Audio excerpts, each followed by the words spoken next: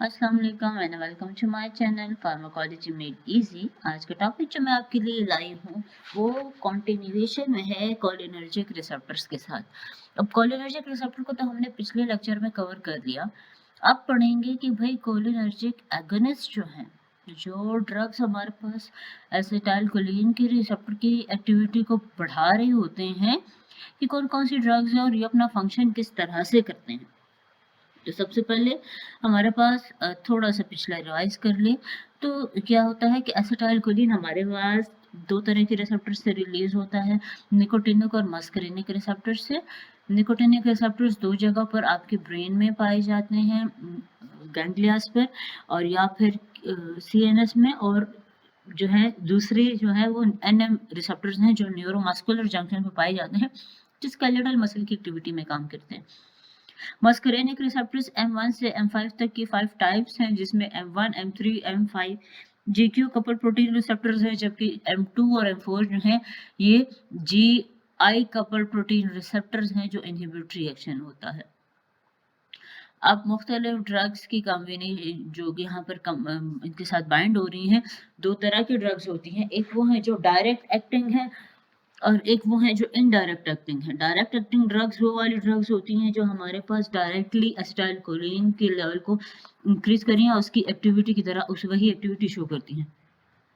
Indirect acting में हमारे पास वो ड्रग्स आती हैं जो कि क्या करती हैं, रिसेप्टर के पे एसिटाइल कोलिन को ज़्यादा देर तक रोके रखती है ताकि उसकी वो एक्टिविटी जो है हमारे पास अब मौजूद एसिटाइल कोलिन एक्स्ट्रा नहीं आ रहा, बल्कि जो पिछला मौजूद एसिटाइल कोलिन है ऑलरेडी, तो वही जो है ज़्यादा अरसे तक वो अपना काम चला सके। अच्छा जी, डायरेक्ट एक्टिंग जो है ड्रग्स में हमारे पास वो मास्करिनिक रिसेप्टर्स के साथ जो है तो बाइंड होते हैं, जिसमें कोलिन, एसिटाइल कोलिन, मेथाकोलिन आता है और अल्कोलाइन, मस्करिन और पाइलोकार्पिन आते हैं। इनडायरेक्ट एक्टिंग जो है वही बात जो मैंने आपको बताई कि एसिटाइल कोलिन की अवेलेबिलिटी को बढ़ा देते हैं। ड्रग्स की क्लासिफिकेशन यहाँ से देख लेते हो। डायरेक्ट एक्टिंग में एसिटाइल कोलिन, पाइलोकार्पिन, बेथानिकोल, मेथाकोलिन, कार्बोकॉल आती हैं। इनडायरेक्ट एक्टिंग में एसिटाइल कोलिन एंजाइम जो है, जो एंजाइम एसिटाइल कोलिन के ब्रेक डाउन करता है तो उसको इनहिबिट करते हैं। जब वो इनहिबिट हो जाएगा, वो एंजाइम ब्रेक डाउन नहीं कर सकेगा एसिटाइल कोलिन की, तो ये ज़्यादा अरसा तक हमारे पास रिसेप्टर पर बाइंड होकर अपनी एक्टिविटी को शो कर सकता है। इवन तो अगर थोड़ा भी रिलीज हो रहा है मगर वो रहेगा ज़्यादा अरसे तक, अवेलेबिलिटी उसकी लंबी हो जाएगी। तो इसमें दो तरह की हैं, एक है रिवर्सिबल, एक है इरिवर्सिबल। रिवर्सिबल ड्रग्स में हमारे पास जो बहुत कॉमनली यूज हो रही हैं उनमें फाइजोस्टिगमिन, नियोस्टिगमिन, स्टिगमिन, एड्रोफोनियम और डोनापाजोल वगैरह आती हैं। और इनडायरेक्ट में हमारे पास ये बहुत सारी ड्रग्स मौजूद हैं, इकोथायोफेट वगैरह, डाइफ्लॉस, मेलाथायोन, टेबून, डायाजिनोन वगैरह, ये मुख्तलिफ हमारे पास इरिवर्सिबल में आती हैं ये ड्रग्स। हर एक अपनी एक्टिविटी के लिहाज से ना ये डिपेंड करती है कि कहाँ पर किस तरह से इसको इस्तेमाल करें। क्लिनिकल इंडिकेशंस हमारे पास इन एसिटाइल कोलिन के जो ड्रग्स हैं इनकी काफ़ी ज़्यादा हैं, जिसमें माइस्थीनिया ग्रेविस में इसका इस्तेमाल है। मैंने आपको पिछले इस पे बता दिया कि अगर एसिटाइल कोलिन रिसेप्टर्स पे, मस्कुलर रिसेप्टर्स पे ब्लॉक हो जाएगा तो वो क्या करेगा कि मसल्स पे वो माइस्थीनिया ग्रेविस की कंडीशन कॉज होती है। अब माइस्थीनिया ग्रेविस होता है क्या है? माइस्थीनिया ग्रेविस हमारे पास जो है तो ऑटो इम्यून डिजीज है जो मसल्स को अफेक्ट करती है। अगर हम थोड़ा सा ड्रग्स को दोबारा से कवर कर लें, यहाँ पर देखें तो बेथानिकोल, मेथाकोलिन और पाइलोकार्पिन ये मस्करिनिक रिसेप्टर्स पे काम करती हैं, जबकि डायरेक्ट एक्टिंग में कार्बोकॉल हमारे पास मस्करिनिक और निकोटिनिक दोनों रिसेप्टर्स पे काम करती हैं। इनडायरेक्ट एगोनिस्ट में एड्रोफोनियम, फाइजोस्टिगमिन, नियोस्टिगमिन, पाइरिडोस्टिगमिन, डोनापाजोल, रिवास्टिगमिन और एकोथायोफेट जो हैं, जिस तरीके से मैंने लिए तो इस तरह से आहिस्ता आहिस्ता करके इनकी हाफ लाइफ ज़्यादा होती जाती है। एड्रोफोनियम की सबसे कम है, फिर फाइजोस्टिगमिन की है, फिर नियोस्टिगमिन की है, फिर पाइरिडोस्टिगमिन की है। इसमें याद रखने वाली बात एक और ये है कि फाइजोस्टिगमिन, डोनापाजिल और रिवास्टिगमिन टर्शरी अमाइंस हैं, यानी कि ये हाईली लिपिड सॉल्युबल हैं। और हाईली लिपिड सॉल्युबल होने का मतलब क्या है? हमारे पास ब्लड ब्रेन बैरियर की पेनिट्रेशन करते हैं, और इनमें ब्लड ब्रेन बैरियर की पेनिट्रेशन से क्या हो जाता है, ये हमारे पास वहाँ पर जाके अपने फंक्शंस प्रोड्यूस करते हैं। और हमने पढ़ा है कि एसिटाइलकोलिन के फंक्शंस में सबसे पहली चीज़ क्या, कि मेमोरी को एनहांस करता है। तो ये हमारे पास कॉग्निटिव फंक्शंस में बड़े अच्छे से काम आता है। और इसके अलावा और क्या करता है, मेमोरी को बढ़ाता है, एनाल्जेसिक इफेक्ट है, और अरूजल को बढ़ाता है। अच्छा जी, इसके जो क्लिनिकल इंडिकेशन हैं वो यहाँ पर चंद एक हमारे पास लिखे हैं, मगर मैं अगर थोड़ा सा ड्रग्स के साथ आपको बताऊं तो वो थोड़ा ज़्यादा और अच्छा हो जाएगा। तो बेथानिकोल, नियोस्टिग्मीन और पायरिडोस्टिग्मीन जो है, ये हमारे पास पोस्टपार्टम यूरिनरी रिटेंशन में इसको इस्तेमाल किया जाता है। तो ये क्या करता है, और या फिर जीआई सिस्टम के स्पेशली इंटेस्टिनल सर्जरीज में क्या होता है, post ileus condition, post of ileus जो है उसमें, या गैस्ट्रोपेराइसिस में इसको इस्तेमाल करते हैं, ताकि ये क्या होता है, जीआई मोटिलिटी को बढ़ा देता है, ब्लेडर की मोटिलिटी को बढ़ाएगा। मेथाक्सोलिन हमारे पास जो है वो ब्रोंको कंस्ट्रक्शन करते हैं।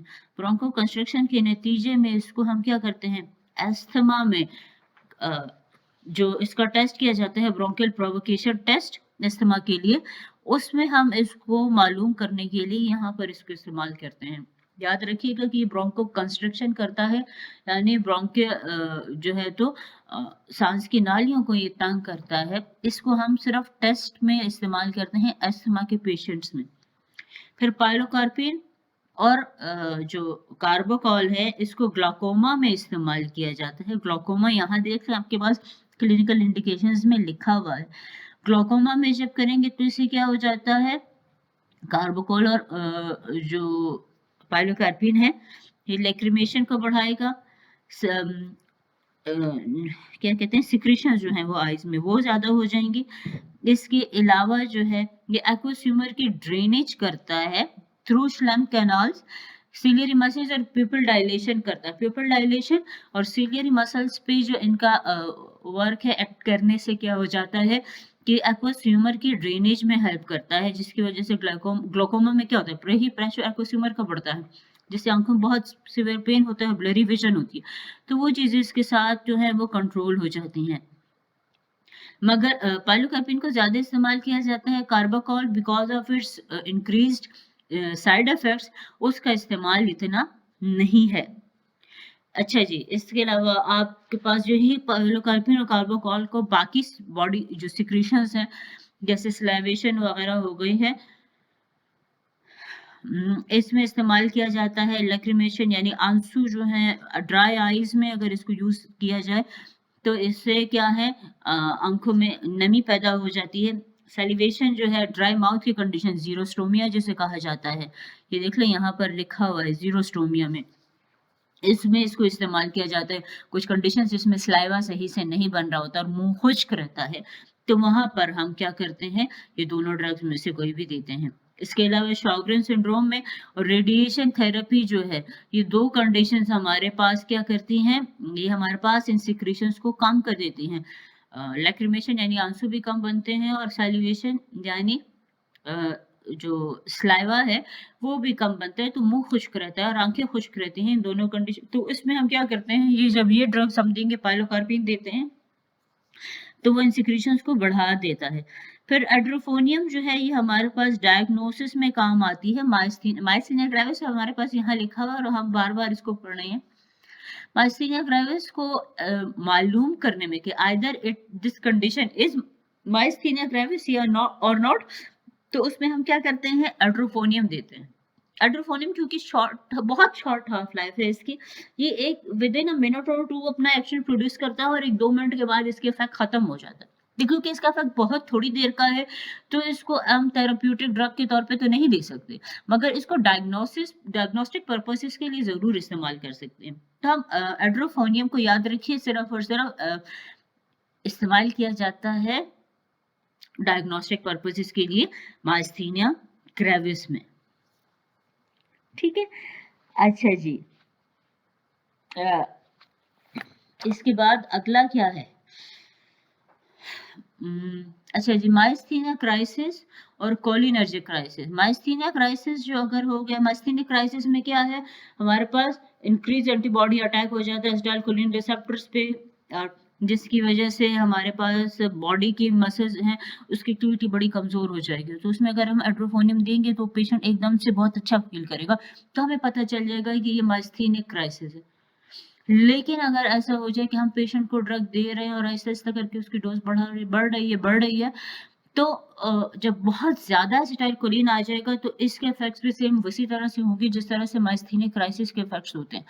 तो इसमें डिफरेंशिएशन के लिए भी हम एट्रोफोनियम इस्तेमाल करते हैं। अगर कोई उसकी हालत बेहतर हो गई है, तो मतलब कि माइस्थीनिया क्राइसिस था। और अगर उसकी हालत और ख़राब हो जाए, मतलब कि एसिटाइलकोलिन बहुत ज़्यादा बढ़ गया है, तो हम क्या करेंगे कि हम इसके जो ड्रग्स इसको दे रहे थे फॉर माइस्थीनिया ग्रेविस, उन ड्रग्स को हम थोड़ा-सा क्या कर देंगे, कम कर देंगे। जो एंटीकोलिनर्जिक ओवरडोज़ है, इन कंडीशंस में भी साथ इसको इस्तेमाल किया जाता है। अच्छा जी। फाइज़ोस्टिगमेंट को एज़ एन एंटीडोट के भी दिए जाता है ओवरडोजेज में, और नियोस्टिगमेंट को न्यूरोमस्कुलर ब्लॉकर इफेक्ट के रिवर्सल में दिया जाता है। अल्जाइमर्स में हम क्या करते हैं, डोनापाजिल, रिवास्टिगमेंट और गैलेंटामाइन देते हैं। ये तीनों ड्रग्स अल्जाइमर को ट्रीट तो नहीं करती, मगर कम से कम अल्जाइमर के जो प्रोग्रेशन है उसको स्लो कर सकती हैं। Parasympathetic nervous system, rest and digest में हमारे पास काम करता है बेथानिकोल, एट्रोपिन वगैरह। ये सारी चीज़ें हम कवर कर चुके हैं कि डाइजेशन में किस तरह से है, एलिमिनेशन में काम करता है। ये थोड़ा-सा हम दोबारा देख लेते हैं ये वाली चीज़ें भी, कि क्या होता है हमारे पास मस्करेनिक रिसेप्टर्स को अगर थोड़ा स्टडी करें, तो मस्करेनिक रिसेप्टर्स में M1 रिसेप्टर सीएनएस में काम करता है, और हमारे पास गैस्ट्रिक ग्लैंड्स पे काम करता है। गैस्ट्रिक ग्लैंड्स पे काम करने से क्या करता है, it triggers the release of hydrochloric acid और पेप्सिनोजेन। तो हाइड्रोक्लोरिक एसिड तो होगा तो क्या हो जाएगा, पेप्सिनोजेन रिलीज होगा तो डाइजेशन में हेल्प होगी। M2 रिसेप्टर्स और M4 रिसेप्टर्स जो इनहिबिटरी रिसेप्टर्स हैं, ये हमारे पास हार्ट में काम करते हैं, एक्शन पोटेंशियल को डिक्रीज करते हैं। एसए नोड, एवी नोड और बंडल ऑफ हिस पे काम करके एक्शन पोटेंशियल को डिक्रीज करते हैं, जिसकी वजह से ब्लड प्रेशर और हार्ट रेट स्लो हो जाती हैं। प्री साइनेप्टिक नर्व टर्मिनल्स पे भी हमारे पास कम काम करते हैं। इसके बाद M3 रिसेप्टर जो हैं वो एक्सोक्राइन ग्लैंड्स पे काम करते हैं। स्मूथ मसल्स ऑफ ब्रोंकाई पे काम करके ब्रोंको कंस्ट्रक्शन करते हैं। भी आपको बताया कि अस्थमा के टेस्ट में इसको इस्तेमाल किया जाता है, और जीआई ट्रैक्ट के स्मूथ मसल्स पे भी काम करते हैं। इसके अलावा M3 रिसेप्टर्स ब्लैडर में कंट्रैक्शन करते हैं। तो ये देखिए एलिमिनेशन में हमारे पास डेफिकेशन में हेल्प करते हैं, तो ब्लैडर कंट्रैक्शन और डेफिकेशन दोनों एलिमिनेशन में आ गई। ठीक है। इसके अलावा आँखों में आपको बताया कि सिलियरी मसल्स पे काम करते हैं, और इसके नतीजे में हमारे पास क्या हो जाएगा, जो ग्लाकोमा है उसको ट्रीट करने में काम आएगा, और प्यूपल कंस्ट्रक्शन करेंगे। ये दोनों चीज़ें हमारे पास क्या काम करती हैं, हमारे पास काम आती हैं ग्लाकोमा में। अच्छा जी, मैकेनिज़्म्स हम ऑलरेडी कवर कर चुके हैं। हमें पता है कि एसिटाइलकोलिन जो है, जो मस्करेनिक रिसेप्टर्स और निकोटिनिक रिसेप्टर्स पे काम करते हैं। सिम्पैथेटिक और पैरासिम्पैथेटिक दोनों में इनकी एक्टिविटीज़ हैं। एडमिनिस्ट्रेशन हमारे पास ओरल में भी मौजूद है, आई ड्रॉप्स की शक्ल में, और पैरेंट्रल, तीनों सूरतों में हमारे पास ये ड्रग मार्केट में अवेलेबल है। साइड इफ़ेक्ट्स इसके जो हैं, जहाँ-जहाँ ये काम करते हैं वहीं पर इनके फिर अगर ओवरडोजेज वगैरह हो जाए, या ये देख लीजिए साइड इफेक्ट्स और काउंटर इंडिकेशन में देख लेते हैं। पल्मोनरी डिजीजेज में इसको हम नहीं दे सकते। ऑलरेडी किसी को सांस लेने में तकलीफ हो रही है और उसे हमने ये ड्रग दे दी, तो उनका क्या हो जाएगा, उनको तो ये तकलीफ और ज़्यादा बढ़ जाएगी, क्योंकि ब्रोंको कंस्ट्रक्शन हो रही है ना, सांस की नालियाँ और तंग हो जाएगी। पेप्टिक अल्सर में नहीं दे सकते, ज़ख्म है, और हम जब ये देते हैं तो ये एसिटाइलकोलिन क्या करता है, ये HCl और पेप्सिनो की मिकदार को बढ़ाता है, तो वो एसिडिटी मैदे में और बढ़ जाती है, जिसकी वजह से उनकी तकलीफ और ज़्यादा हो जाएगी। एरिथमियाज़ में हम नहीं देते, कोरोनरी वास्कुलर डिजीज़ में नहीं देते, और जो है तो अच्छा ग्लाकोमा में दिया जाता है, मगर एंगल क्लोजर ग्लाकोमा में नहीं देते। हाइपरथायरॉयडिज्म में इंटेस्टिनल रिसेक्शन में नहीं देते, यूरिनरी ऑब्स्ट्रक्शन में नहीं देते। ऑब्स्ट्रक्शन है और फिर जो है तो किसी भी वजह से पहले हमें उस ऑब्स्ट्रक्शन को ट्रीट करना होगा, फिर इन ड्रग्स को दिया जाता है। ऑर्थोस्टेटिक हाइपोटेंशन क्या होती है? जब जैसे ही आप खड़े होते हैं एकदम से आपका बीपी डाउन हो जाए, तो इसे ऑर्थोस्टेटिक हाइपोटेंशन कहते हैं। उसमें हम नहीं देते क्योंकि ऑलरेडी हार्ट रेट को डिक्रीज़ ही कर रहा होता है। और सिवियर मायोसिस में इस ड्रग को नहीं दिया जाता। अच्छा जी, कहाँ पर ऑर्गेनोफॉस्फेट्स जो हैं, जो एग्रीकल्चरल पेस्टिसाइड्स वगैरह हैं, इस ये हमारे पास यही सेम एक्टिविटी कोलिनर्जिक एक्टिविटी इनकी होती है। तो जो वर्कर्स हमारे पास इन पे काम करते हैं, तो वहाँ पर उनकी क्लोज़ मॉनिटरिंग ज़रूरी है कि उनके सिस्टम्स उनकी बॉडी में ही कितना स्टार्च जो ऑर्गेनोफॉस्फेट्स हैं वो बॉडी में एंटर हुए हैं, क्योंकि इससे जो है टॉक्सिक इफेक्ट उनकी बॉडी में प्रोड्यूस हो सकते हैं। वही देख लें, एग्रीकल्चर हाउसहोल्ड इंसेक्टिसाइड्स में इसको इस्तेमाल किया जाता है। कोलिनर्जिक एक्सेस से क्या होता है? न्यूरोमस्कुलर इफेक्ट्स, सीएनएस पे इफेक्ट्स और बॉडी की स्मूथ मसल्स पे इसके इफेक्ट्स हमारे पास आ सकते हैं। इंटॉक्सिकेशन के लिए क्या करना है? रेस्पिरेटरी डिस्ट्रेस यानी सांस की नालियों को खोलना, हाइड्रेशन वगैरह करना, ब्लड प्रेशर को मेंटेन करना क्योंकि इसके साथ ब्लड प्रेशर ड्रॉप होगा। इन सारी चीज़ों को करना है। क्लोथ्स रिमूवल करके स्किन की इरिगेशन, स्किन को धो देना है और साथ में एट्रोपिन या प्रेलिडॉक्सिन के साथ इसकी एज एन एंटीडोट इनको देकर इफेक्ट्स को रोकना होता है। अच्छा जी, हमने देख लिया बहुत से बॉडी की हर एक ऑर्गन, चाहे वो स्मूथ मसल्स हैं, चाहे वो स्केलेटल मसल्स हैं, चाहे वो सीएनएस है, बॉडी की जहाँ भी है हर जगह पर एसिटाइलकोलिन का कोई ना कोई इफेक्ट हमारे पास मौजूद है और हमारे पास काम करता है। सो इनको स्टडी करना ताकि प्रॉपर मेडिकेशन दी जाए, प्रॉपर ट्रीटमेंट हो सके, इट इज़ वेरी इंपॉर्टेंट। आज के लिए इतना ही। अगले लेक्चर तक आई होप आपको ये समझ आ गई होगी। अगर आपको मेरा पढ़ाना ये चैप्टर पसंद आ गया हो तो अगले टॉपिक्स के लिए काइंडली मेरे चैनल को सब्सक्राइब ज़रूर कीजिएगा। टिल देन, और कोई भी क्वेश्चंस हो आपके तो आप मुझे कमेंट्स में ज़रूर मेंशन कर सकते हैं। आई विल ट्राई कि मैं आपको उन सबके आंसर्स भी दे दूँ, और अगर किसी को हार्ड कॉपीज़ में ये प्रेजेंटेशंस भी चाहिए होंगी तो वो भी आपको अवेलेबल हो जाएंगी। सो कॉन्टेक्ट में थ्रू माई जो है तो कमेंट सेक्शन के थ्रू कर लें, या फिर इसमें मैंने आपको जो है तो अपने चैनल के डिस्क्रिप्शन में अपना इंस्टाग्राम का हैंडल वगैरह डाला हुआ है, तो आप वहाँ से भी मेरे साथ कांटेक्ट कर सकते हैं। अच्छा जी, टिल देन नेक्स्ट लेक्चर तक के लिए अल्लाह हाफिज़।